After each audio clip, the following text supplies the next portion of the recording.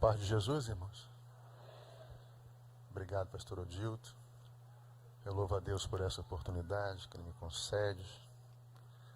Para mim não tem privilégio maior, irmãos, do que poder pregar a palavra de Deus. Agradecer ao pastor Silas também, ainda que na ausência dele, deixar aqui registrada a minha gratidão. Muito bem, vamos à palavra de Deus. Por gentileza, abra a sua Bíblia. No Evangelho de Mateus, capítulo de número 26, a partir do verso de número 36. Evangelho de Mateus, capítulo 26, a partir do verso 36. Você encontrou de aquele amém de crente pentecostal. Glória a Deus. Então chegou Jesus com eles a um lugar chamado Getsêmani e disse a seus discípulos: assentai-vos aqui enquanto vou além orar. E levando consigo Pedro e os dois filhos de Zebedeu, começou a entristecer-se e angustiar-se muito. Então lhes disse: a minha alma está cheia de tristeza até a morte. Ficai aqui e velai comigo. E indo um pouco mais para diante, prostrou-se sobre o seu rosto, orando e dizendo: meu Pai, se é possível, passe de mim este cálice. Todavia não seja como eu quero, mas como tu queres. Até aqui, irmãos.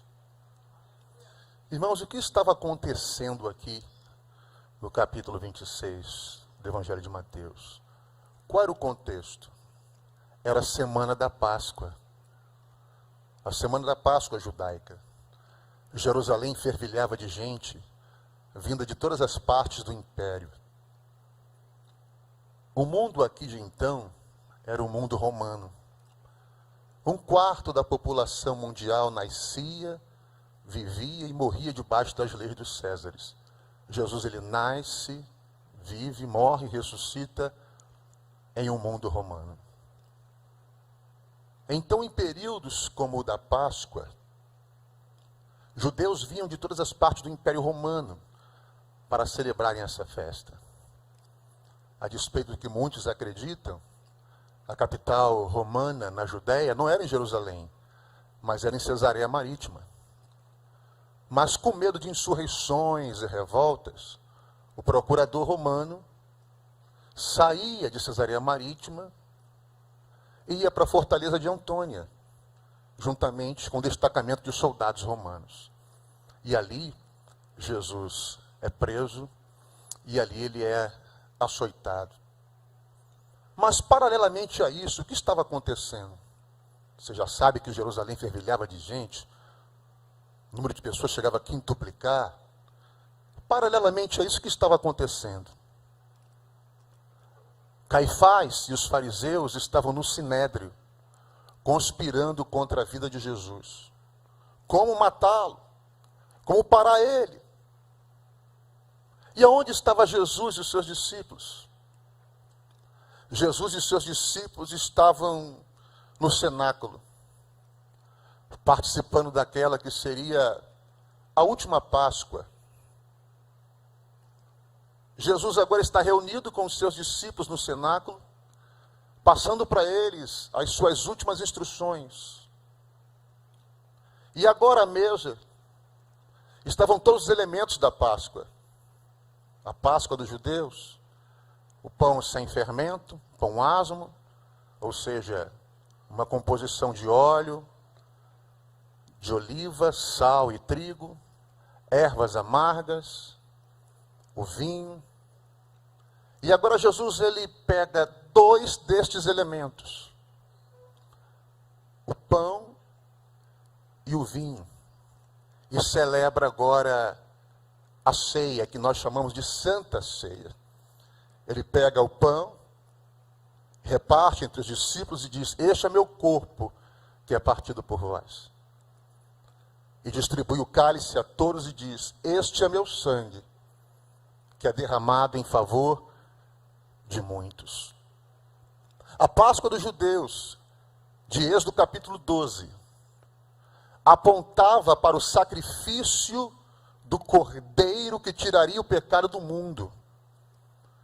E a Santa Ceia, ela vaticina, ela confirma, ela atesta que Jesus tirou todos os pecados do mundo. Que ele morreu para que todos os pecados do mundo fossem perdoados. Agora Judas, ele participa da Páscoa, mas não participa da ceia. Ele se levanta e vai vender a Jesus. E agora, após a oração sacerdotal, Jesus se levanta com os seus discípulos. Eles atravessam o vale do Cedron, o ribeiro do Cedron, e chegam ao sopé do Monte das Oliveiras. E ali eles entram em um jardim. E a Bíblia diz que o nome deste jardim é Getsemane. Do hebraico Getsemane, que significa prensa de azeite, porque ali, por conta das inúmeras oliveiras que ali havia um lagar, uma prensa, onde as azeitonas ali, elas eram prensadas. Por isso o nome do lugar, Getsemane, ou Getsemane, prensa de azeite. Literalmente significa lugar de pressão, aonde as azeitonas, elas eram esmagadas. E quando as azeitonas, elas eram esmagadas, elas liberavam aquilo que elas tinham de melhor. O quê? O seu azeite, o seu perfume. E ali Jesus foi esmagado. Quem sabe esta noite, esta palavra possa servir para você. Eu quero estar extraindo aqui algumas lições sobre o Getsemane.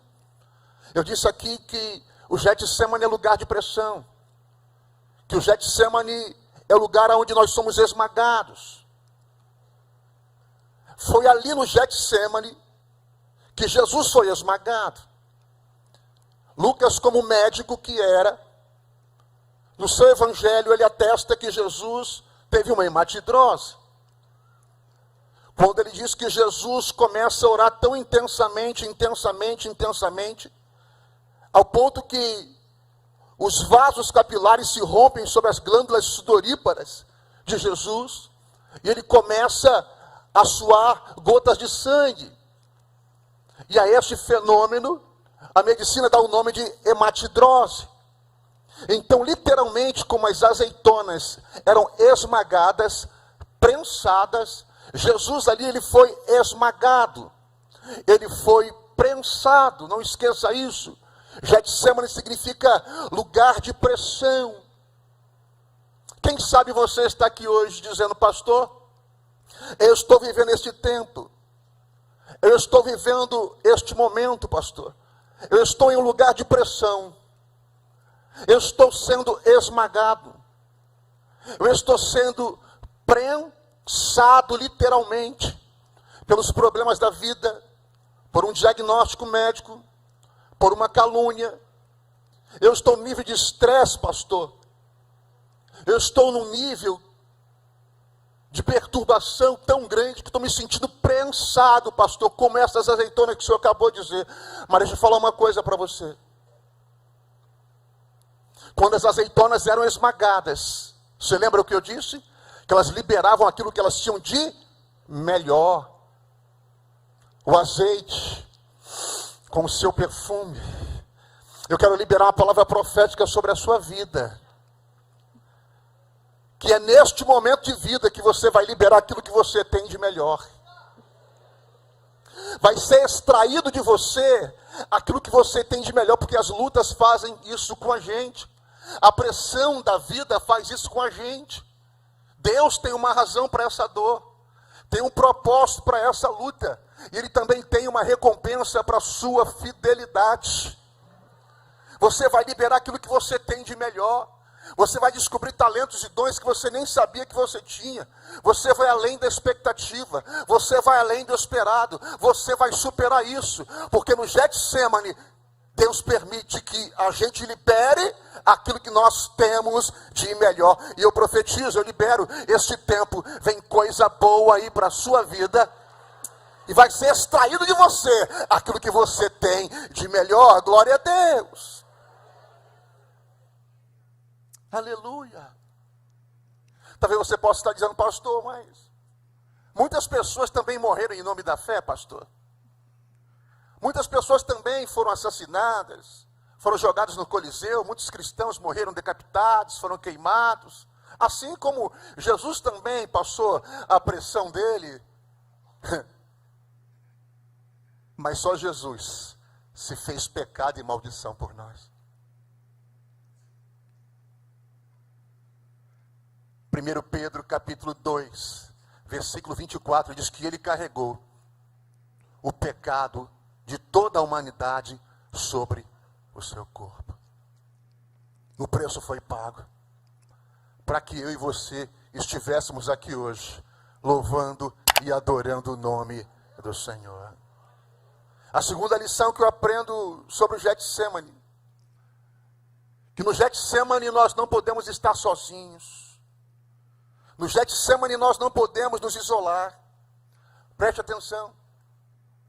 Quando Jesus chega na entrada do Getsemane, na entrada do jardim, 8 discípulos ficam do lado de fora. Judas não estava mais ali. Ele leva consigo 3 amigos: Pedro, Tiago e João. Aqueles mais chegados a ele. Os mesmos que em Lucas 17 estavam no monte da transfiguração com Jesus, e Jesus se revela a eles em sua glória. Os mesmos que estavam com Jesus na casa de Jairo, quando Jesus ressuscita a filha de Jairo. Você reparou que Jesus tinha níveis de amizade, ciclos de amizade? Havia multidão. A Bíblia vai falar dos 70 discípulos. A Bíblia vai falar dos 12. Mas desses 12, haviam 3 mais chegados: Pedro, Tiago e João. E dos 3 mais chegados, havia João, que reclinava a cabeça no peito de Jesus, que era o mais chegado. Se até Jesus teve níveis de relacionamento, por que você não vai ter? Se até Jesus teve amigos, por que você não vai ter? Deixa eu falar uma coisa para você sobre amigos. Amigos não são opcionais. Amigos são necessários. Mas nós fazemos amigos em tempo de prosperidade. Mas só conhecemos os verdadeiros no tempo da necessidade. É difícil de digerir o que eu vou dizer. Mas as pessoas não amam você. Elas amam aquilo que você faz. E quando você deixa de fazer, muitas das vezes você não tem mais amigos. E eu louvo a Deus pelos poucos amigos que Deus me deu. Mas são amigos leais. Provérbios capítulo 17, versículo 17 diz que na angústia nasce o irmão. O sangue pode gerar até parentes, mas só a lealdade faz de nós uma família. Louvado seja o nome do Senhor. Provérbios capítulo 18, versículo 24, diz que existe amigos mais chegados do que o irmão. No meio do seu Getsemane, da pressão que está sendo exercida sobre você, você não pode se isolar. Você não pode ficar sozinho. Se até Jesus quis os seus amigos por perto, por que você não quer os seus amigos? Quem se isola se insurge contra a comunhão. O Salmo 133 diz: ó, quão bom e quão suave é que os irmãos vivam em união, porque é como óleo precioso que desce sobre a cabeça e sobre a barba de Arão. A amizade, a comunhão, a união é comparada com aquele óleo precioso que descia sobre a cabeça do sumo sacerdote, gente. 2 Timóteo capítulo 4, escute isso porque é muito importante. Paulo estava preso em Roma. O inverno se aproximava. E Paulo escreve a Timóteo, pega a sua pena e escreve a segunda carta a Timóteo e diz: Timóteo, procura vir ter comigo depressa, porque todos me abandonaram. Só Lucas está comigo. Ninguém me assistiu na minha primeira defesa. Sabe o que Paulo está dizendo? Eu não tive uma testemunha de defesa. Paulo era o cara. Aonde ele ia, muitas pessoas estavam reunidas com ele. Paulo dorme na minha mansão. Não, Paulo dorme no meu hotel. Paulo come no meu restaurante. Não, Paulo come na minha pensão. Agora Paulo está preso. E associar a imagem a Paulo poderia também ser prisão ou morte. E Paulo diz: olha, todos me abandonaram, Timóteo, mas eu sei que você é amigo fiel.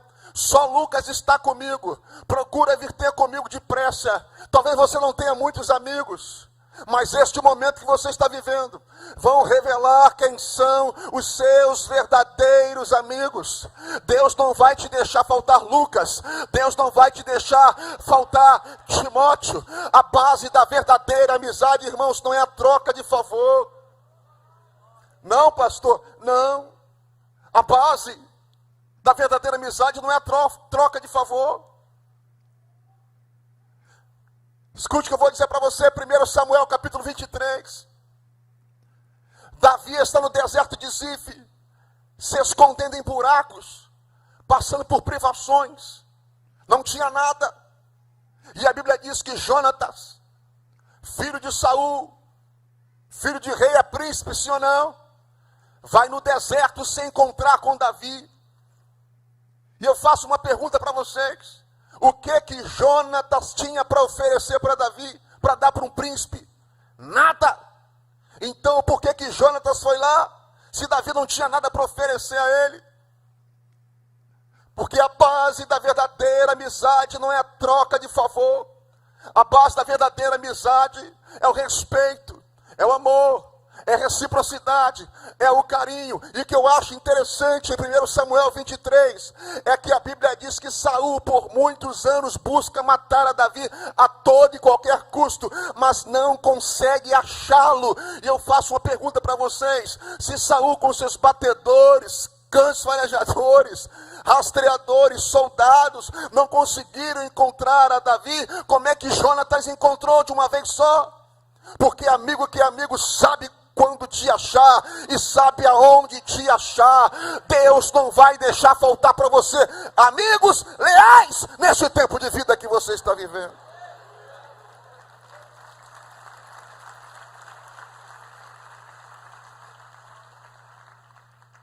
Outra coisa que eu aprendo sobre o Getsemane. Ali Jesus, ele verbaliza os seus sentimentos. É por isso que você precisa de amigos. Ele verbaliza os seus sentimentos. Ele diz: olha, eu trouxe vocês para cá porque a minha alma está cheia de angústia até a morte. Então, eu quero que vocês fiquem aqui comigo e orem comigo. Irmãos, olha que coisa extraordinária. Jesus poderia ter dito o seguinte: olha, eu sou Deus, então vocês fiquem aqui no cenáculo, eu vou ali comprar uma lutazinha ali, eu vou suar gota de sangue, vou tomar um cálice, né? É amargo, mas eu vou beber, e aí eu volto para vocês. Não, Jesus quis estar com seus amigos. E aqui o texto se explica. Por quê? Porque ele queria a companhia e verbalizar o seu sofrimento. Ele botou para fora. Querido, se você ficar com isso aí dentro do teu peito, você vai ter um infarto. Você precisa conversar. Não estou falando para fofoqueiro, curioso, não. Mas são para os seus verdadeiros amigos. Isso é terapêutico. Você precisa falar, você precisa conversar. Jesus, como Deus, ele colocou para fora, ele verbalizou o sentimento dele. Ele disse: olha, eu estou passando isso, e eu preciso da companhia de vocês. Eu preciso que vocês estejam comigo. Você precisa verbalizar, você precisa colocar para fora, falar o que você está sentindo, falar o que você está pensando. Sabe qual é a estratégia de Satanás? Aqui está o jogo.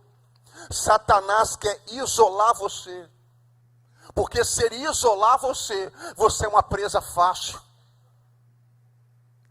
Você já viu aqui, não sei a garotada aqui que vive em apartamento, mas a turma aqui que já, né, conhece um pouquinho de roça, né?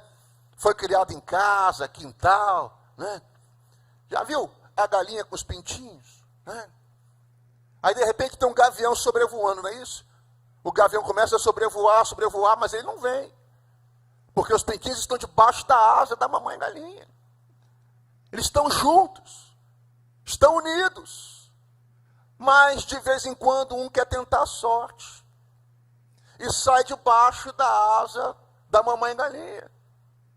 E começa a ciscar para lá, ciscar para cá. E vem um gavião e rebata. É uma ilustração engraçada, mas mostra a mais pura verdade. Satanás quer isolar você dos seus irmãos, para que você se torne uma presa fácil, para que ele venha arrebatar você das mãos de Deus e da comunhão dos santos. Quem sabe você entrou hoje aqui triste, amargurado, pensando, quer saber de uma coisa? Eu não vou vir mais à igreja, eu não vou voltar mais na igreja. Quem sabe você está me ouvindo pela internet, em uma cama, deprimido, sem força para vir para a igreja. Eu declaro pelo poder que há no nome de Jesus, você vai voltar para a comunhão, você vai voltar para o meio da igreja. Você está sentindo a presença de Deus aí, Deus está falando contigo. O teu lugar é junto com os teus irmãos, o teu lugar é junto na casa de Deus. Satanás perdeu a poder no nome de Jesus. Você vai viver em comunhão com a tua família, com os teus irmãos e na casa de Deus. Aleluia. A terceira coisa que eu aprendo sobre o Getsemane. O Getsemane é lugar de oração. Getsemane é o lugar que nós precisamos orar. Diga amém. Está sob pressão, meu amigo? Está faltando o que para você botar esse joelhinho lindo no chão? O pau está quebrando, minha irmã. A luta chegou, pastor, não sei o que faço. Eu tenho remédio, oração. É o melhor remédio. Quando você não souber o que fazer, então, faça uma oração. O texto diz que por 3 vezes Jesus orou no Getsemane. E a Bíblia diz que ele orava intensamente. Deus te trouxe hoje aqui para você ouvir esta palavra. Pastor, estou vivendo dias de pressão. E Deus está dizendo, porque ainda não orou. Jesus ensinou, tu, pois, quando orares, entra no teu quarto. Fala com o teu pai que está em secreto, e o teu pai que está em oculto te recompensará. Essa vitória vai vir na oração. Essa vitória vai vir nos joelhos dobrados, no calor da comunhão com Deus. Ei, querido, o Senhor está te chamando para oração e você está subestimando uma arma poderosíssima que Deus te deu. Como assim, pastor? Deixa eu falar para você sobre um rei chamado Ezequias. Isaías capítulo 38. Deus diz ao profeta Isaías, vai e diga ao rei Ezequias, para que ele coloque a casa dele em ordem, porque ele vai morrer. Sabe o que o rei fez?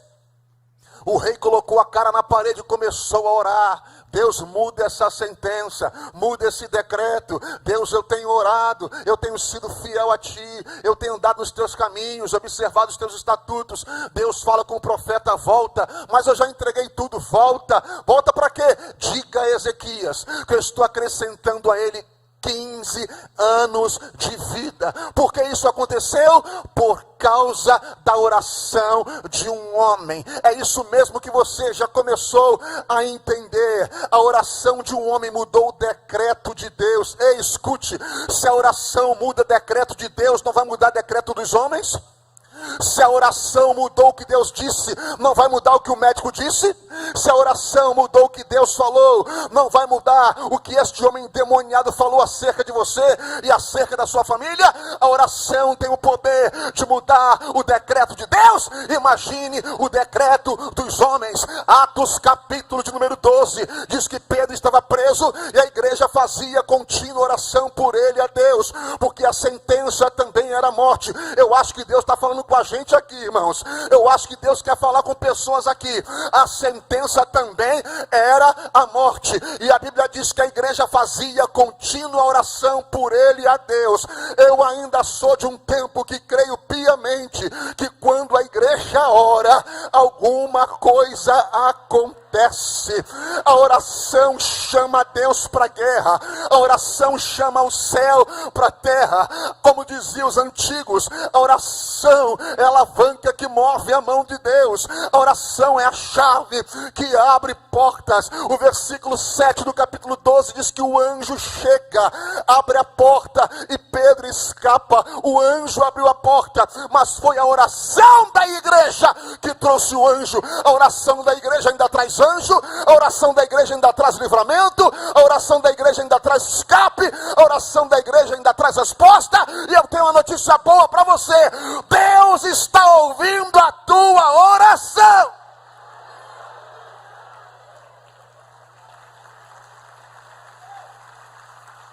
Sem a oração não tem como suportarmos as pressões da vida.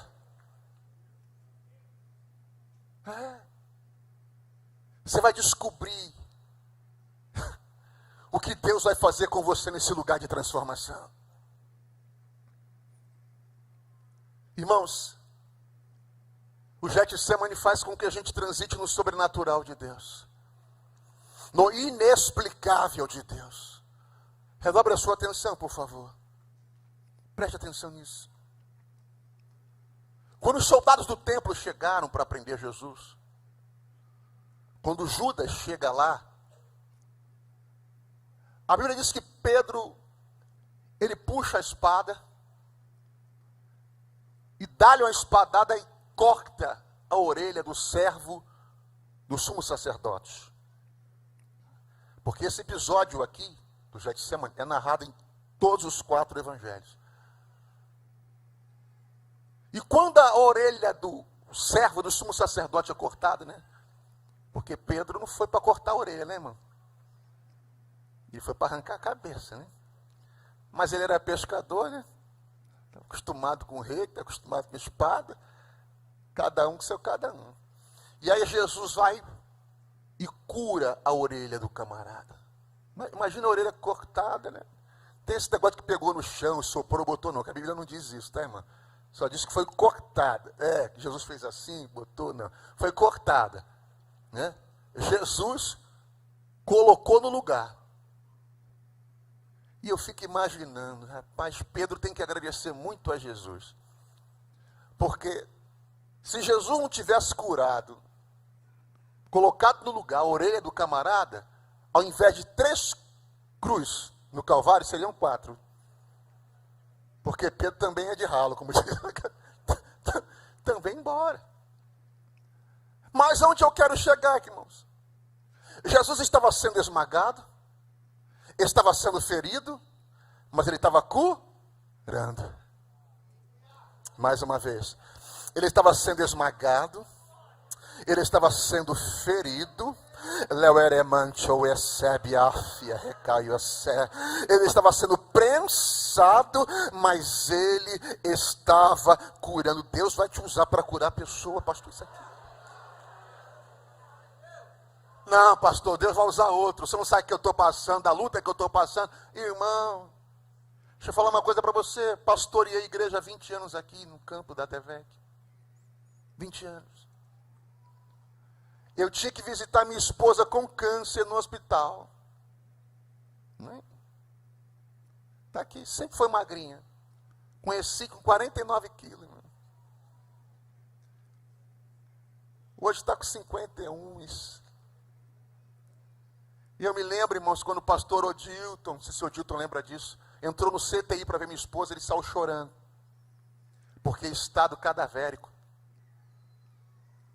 Sempre foi magrinha. E agora um câncer, um carcinoma no intestino, não podia comer. Imagina, 3 dias no CTI. E Jesus tem misericórdia. E aí eu chegava na igreja. E via alguém e dizia, pastor, ora por mim porque eu estou com câncer.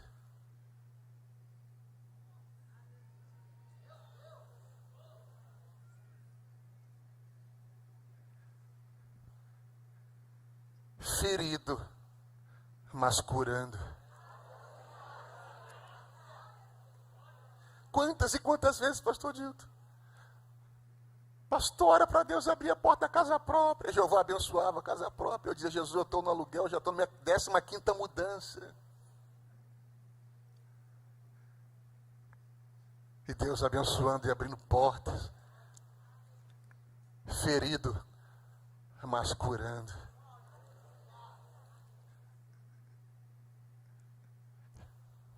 Deus vai te usar nesse tempo de vida. Às vezes eu estou em casa e minha mulher ela tem faro para descobrir pessoas que estão doentes. Fulana está doente, tem que visitar fulano. Fulana está com câncer, chega até ela. Tem que ir no hospital visitar fulana. Ciclano, irmão, Deus usando ela para que pessoas sejam curadas. Sim. Qual foi a tua experiência? Foi com depressão? Deus vai te usar. Você vai ser instrumento nas mãos de Deus para curar pessoas com depressão. A tua palavra, o teu abraço, o teu calor, o teu testemunho, a tua vida. Eu não sei o que é. Quem sabe você entrou aqui, você já teve a sua vida destruída. Pastor, estou passando dificuldade. Ei, querido, Deus sabe o que faz. Deus sabe o que tira. E Deus sabe o que traz. A gente não sabe de nada. Jesus vai te usar para curar vidas. É nisso que você está vivendo. É as experiências que você está adquirindo vão ser usadas para que outras pessoas sejam curadas, e isso é soberania de Deus. Aleluia. Glória a Deus. É isso que você precisa entender. É isso que você precisa entender. No Getsemane, sabe o que eu aprendo?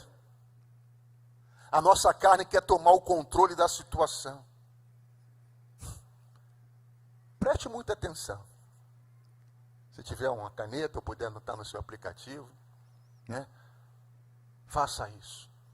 No Getsemane, a nossa carne, o que é carne aqui, pastor? Não sei o que é isso. No Novo Testamento, quando a Bíblia fala sobre carne, se refere à nossa natureza humana, tá?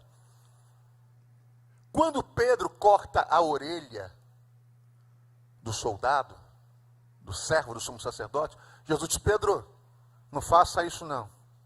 Coloca a tua espada na bainha, porque tem gente que acha que tudo se resolve na espada. Nem tudo se resolve na briga. Nem tudo se resolve na confusão. Jesus diz: Pedro, não faça isso. Você está dando lugar à carne, Pedro. Agora eu faço uma pergunta para vocês, preste atenção. Jesus, quando vai orar com eles no Getsemane, Jesus se ausenta um pouco dos três. E todas as vezes que Jesus volta, eles estavam dormindo. O Pedro que não estava orando é o Pedro que fere. Eu vou repetir. O Pedro que não estava orando, ele estava dormindo. O Pedro que não estava orando é o Pedro que fere. Quem não tem a prática de orar, tem a prática de ferir. Porque todas as vezes que Jesus foi até ele não estava orando, ele estava dormindo. Então, se você não anotou, eu vou repetir para você anotar. O Pedro que não estava orando é o Pedro que estava ferindo, cortando a orelha. Mas o Jesus que estava orando era o Jesus que estava curando. Porque 3 vezes no Getsemane, Jesus está orando. E todas as vezes que Jesus está orando, Pedro estava dormindo. Quem não tem a prática de orar, vai ter a prática de ferir. Você pode dizer que esse povo não tem vida de oração. Não tem altar de oração. Porque não é possível uma pessoa que tenha a prática da oração, uma vida de comunhão com Deus, uma vida de jejum, seja instrumento de Satanás para destruir a vida dos outros, para perturbar os outros, para tirar a paz dos outros. O Pedro que não estava orando é o Pedro que fere. Quem não tem a prática de orar, vai ter a prática de ferir. Agora escute isso: quem dorme na hora de orar, vai ferir na hora que tem que perdoar. Aleluia! Pastor, então me mostra a antítese aí. Vamos lá então. Escute isso aqui. Você quer ver o Pedro que ora? Atos dos Apóstolos, capítulo 3. Aqui comigo. Pedro e João subiam ao templo. A hora da oração. Escuta, para cá. O Pedro que não ora é o Pedro que fere, sim? Cortou a orelha. Agora, em Atos 3. Pedro e João subiam ao templo. A hora da? E tinha um paralítico na porta do templo. E agora o Pedro que vai orar diz: levanta e anda em nome de Jesus. Porque quem ora cura, quem ora sara. Agora o Pedro que ora é o Pedro que cura. Você vai orar, Deus vai abençoar a sua vida e você vai ser instrumento para que outras vidas sejam curadas também. Porque o Pedro que ora é o Pedro que cura.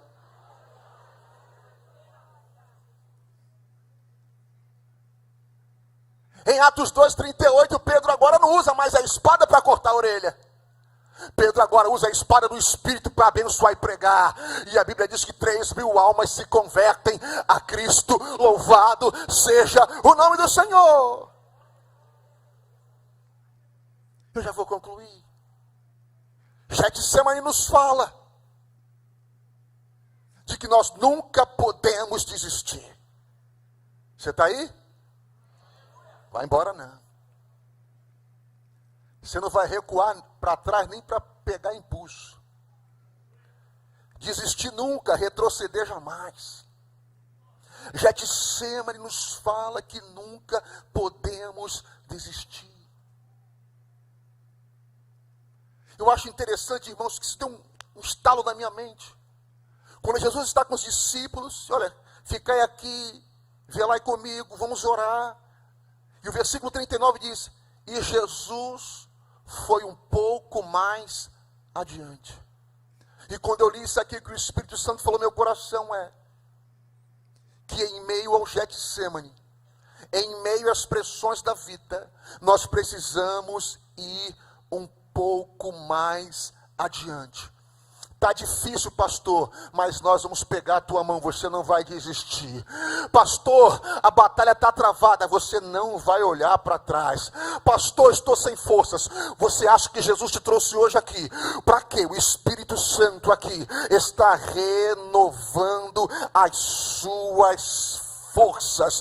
Você não vai desistir. Você chegou até aqui.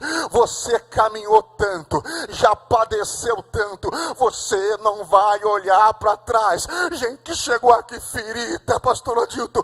Gente chegou aqui machucada, dizendo: pastor, para mim acabou, para mim chega. Não! 1000 vezes não! Você vai sair daqui hoje renovado, cheio do Espírito Santo, profetizando vitória sobre a sua casa e sobre a sua família. Abra a sua boca, glorifique, adore e exalte a Deus, porque enquanto você adora, o Espírito te enche, o Espírito te enche, o Espírito te enche. Se você já está sentindo Ele, levante a sua mão mais alto que você puder e adore a Deus e glorifique a Deus.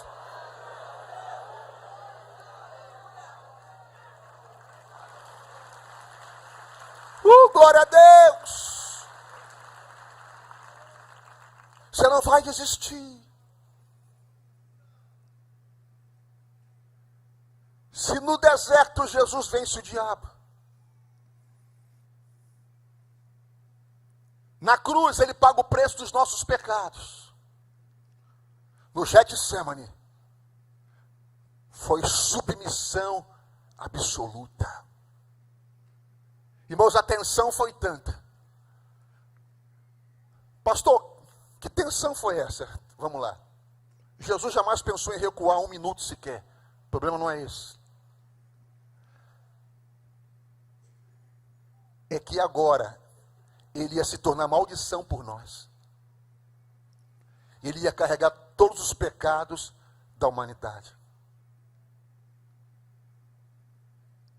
E ele vai dizer na cruz: Deus meu, por quê me abandonaste?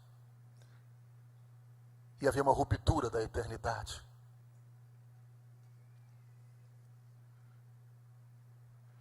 Não era a cruz, mas era a ausência do Pai. Ele se submete. Mas o Getsemane é o divisor de águas do ministério da vida de Jesus. Ele entra no jardim como um cordeiro e sai de lá como um leão, como um rei, em direção à sua coroação. Isso que você está vivendo vai ser um divisor de águas na sua vida. A sua vida vai se resumir a antes e depois desse problema. Escute isso. O que foi Golias para Davi? Um divisor de águas. Todos pensavam que Golias iria destruir a Davi. Muito pelo contrário. Golias foi o divisor de águas da vida de Davi. Antes de Golias, não tinha nem um chapéu de palha rasgado na cabeça. Depois de Golias, ele vai ter uma coroa. Antes de Golias, pegava ninguém. Depois de Golias, ele casa com a filha do rei. Antes de Golias, pobre, pobre, pobre. Depois de Golias, coberto de riquezas e glória. Antes de Golias, mandava, dava ordem, poucas ovelhas, vai lá, vem para cá. Depois de Golias, ele passa a mandar, dar ordem em uma nação, em generais, em comandantes. Isso que você está vivendo é um divisor de águas para a sua vida. Eu quero ser profeta de Deus para a sua vida. Isso aí não é para acabar com a sua vida, isso aí não é para te destruir. Isso que você está vivendo é um divisor de águas na sua vida. A sua vida vai se resumir antes e depois deste problema. Glória a Deus!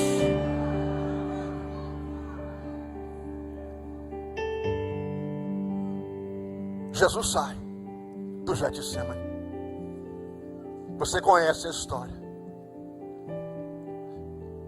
Ele vai para a cruz. Na cruz ele paga o preço, amigo. Pastor, não consigo entender esse que preço. Jesus pagou o preço exigido pelo perdão dos nossos pecados. Porque o preço exigido pelo perdão dos nossos pecados era o sangue de um inocente.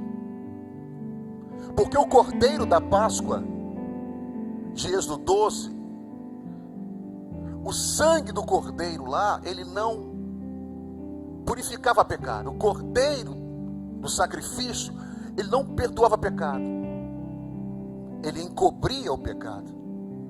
Mas o sangue de Jesus nos purifica de todo o pecado.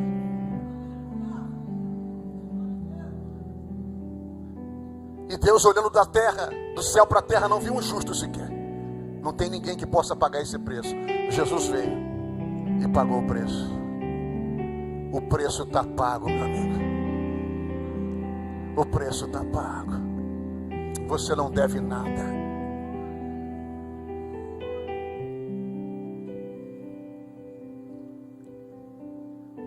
E ao terceiro dia ele ressuscita dentre os mortos. Aleluia. A cruz está vazia. A manjedoura está vazia.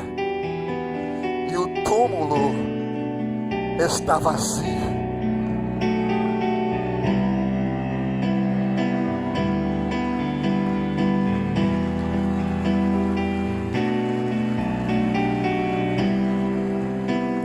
Conquista sem luta é vitória sem glória. Tem um Getsemanezinho aí no meio, mas você vai atravessar ele. E aqui eu termino. Agora João está na ilha de Patmos. Ele é arrebatado em espírito no dia do Senhor. E ele ouve uma voz, como uma voz de muitas águas, como uma voz de trombeta. E João se vira para ver quem falava com ele. E quando João viu, ele viu um semelhante ao filho de um homem. João vai dizer que ele estava vestido com uma túnica até os pés, cingido do peito com um cinto de ouro. O cabelo dele era como a neve, como a lã branca. Os seus olhos como chama de fogo. O seu rosto como o sol, quando na sua força resplandece. Os seus pés eram como bronze.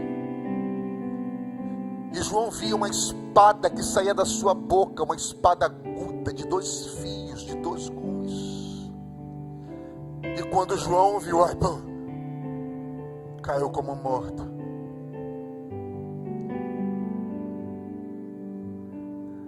E ele estendeu a mão sobre João e disse: João, não temas. Eu sou o Alfa e o Ômega, o princípio e o fim. Alveramante, oiebe, fácia. Eu que fui morto, mas vivo para todo sempre, e tenho a chave na minha mão da morte e do inferno. A Ele honra, a Ele glória, a Ele louvor para todos sempre. Adoramos a Ele. Ele não é mais um menino de Belém e nem o Cristo crucificado, gente.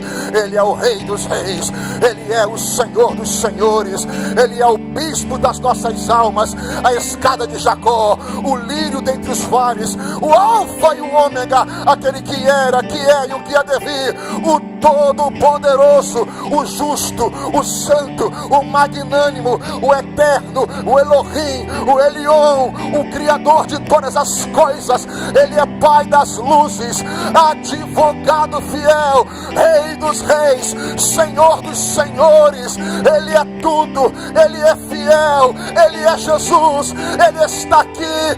Ele é o Cordeiro Pascual, Ele é o Cordeiro Pascual, aquele que João disse em João 1:29, eis aí o Cordeiro de Deus que tira o pecado do mundo. Jesus está vivo, eu falei com Ele hoje. Glória, Ele está na casa.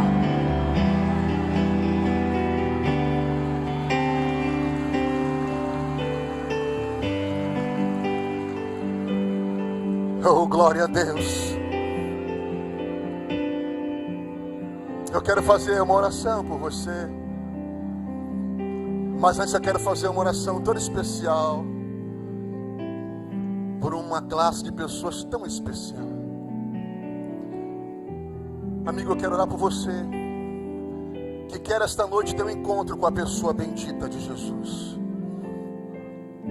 Você sabia que Jesus é uma experiência? É só você provando. É, pastor, é. Ele pagou o preço por você na cruz do Calvário. E Ele mesmo disse: eis que estou à porta e bato. Se alguém abrir a porta, que é o seu coração, eu vou entrar e vou morar com Ele, eu vou ceiar com Ele. Você precisa abrir o seu coração hoje para Jesus. Ele mesmo disse em João 14:6: eu sou o caminho, a verdade e a vida, e ninguém vem ao Pai a não ser por mim.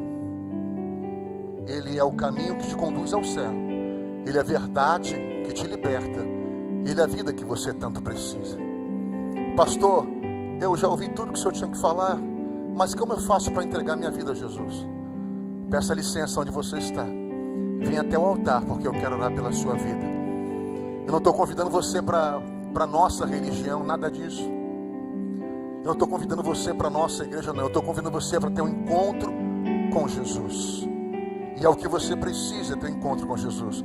Porque aquilo que Jesus quer fazer na sua família, na sua casa, vai começar por você. Mas a decisão é sua. Tem que ser hoje, tem que ser agora. Venha para Jesus. Venha para Jesus. Você que foi instrumento de Deus para trazer essa pessoa aqui, essa é a hora. Seja mais uma vez instrumento de Deus para a vida dela. Abrace ela e diga: eu vou até o altar com você. Jesus está libertando aqui, gente. Jesus está salvando aqui. Isso é obra do Espírito Santo. Há poder no sangue de Jesus. Você está afastado do Evangelho. Jesus te ama, Jesus te chama. Quantos laços de morte Jesus te livrou, meu amigo? A sepultura já foi fechada várias vezes. Vem para Jesus. Vem para Jesus. É isso que o Evangelho faz. Isso não é religião. Pastor não pode fazer isso. Padre não pode fazer isso. O homem não pode fazer isso. Mas Jesus pode fazer isso. Eu sei que dentro de você, meu amigo, tem duas vozes. Uma voz está dizendo: não é a hora, não é o tempo, não é o momento. Essa voz é mentirosa. Essa voz é maligna. Essa voz não é de Deus. Mas tem uma voz no fundo do teu coração dizendo: é hoje, é agora, é este tempo, é este momento. A esta voz de ouvido, é a voz do Espírito Santo. O amanhã não nos pertence. Imaginação, capacidade de criar imagens na mente. Mas o amanhã não existe. O que existe é hoje, aqui ou agora. E o Senhor tem te dado esta oportunidade. Sai agora do teu lugar, vem para Jesus. Jesus te ama, ainda dá tempo. Mas você precisa vir correndo.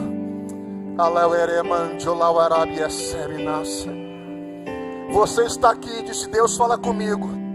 Durante o culto todo você falava: Deus fala comigo. Deus falou, você está esperando o quê? A decisão é sua.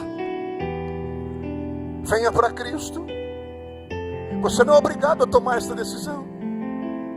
Mas você sabe que Jesus falou com você o tempo todo, enquanto você está aqui ouvindo esta palavra. E esta palavra é para você. Nós vamos orar. Mas venha para Jesus, pode vir.